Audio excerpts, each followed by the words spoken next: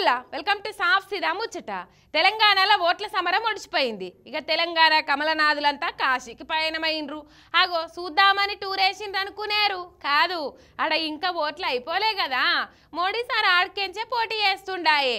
అగో ఆయనకు మద్దతుగా ప్రచారం చేద్దామని కమలనాథులంతా కాశీలో మకాం పెట్టిండ్రు. కాశీకి పోయి స్వామి భక్తిని దాటుకుంటున్నారు తెలంగాణ కమలనాథులు.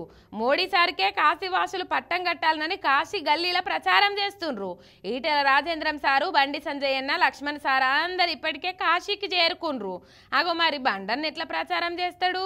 అన్న హిందీ అంతంత మాత్రమే కదా అంటే, మోడీ అచ్చా మోడీకి ఓటుకారు అనే రెండే ముక్కలు వస్తే చాలు కదా, గవ్వే చెప్తుండొచ్చు అని కొంతమంది బీఆర్ఎస్ వాళ్ళెడ్డిస్తుండ్రు. కాశీకి మోడీ మస్తు చేసిండు, కాశీ ఆలత్ మార్చిండని చెప్పుకుంటా ప్రచారాలు చేస్తుండ్రు.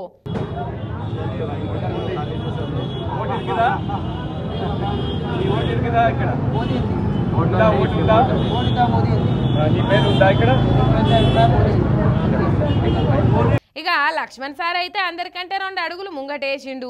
ఈడ చేసినట్టే ఆడ చాయ్ సమోసాలు చేసుకుంటా ఓటర్లను మత్పరిస్తుండు. మరి మేమైతే తెలంగాణలో మస్తు డెవలప్ చేసినాం, అట్లనే ఈడ మోడీ సారు కూడా మస్తు చేసిండని చెప్పుకుంటా ఓట్లు అడిగిండ్రు. ఓ లక్ష్మణ్ సారు, కాశీ జనాలు నిజమే అనుకోగలరా మీరు అట్లా చెప్తే అని సురుకులంటిస్తుర్రు ఇలా ప్రచారం చూసిన తెలంగాణ నెటిజన్లు.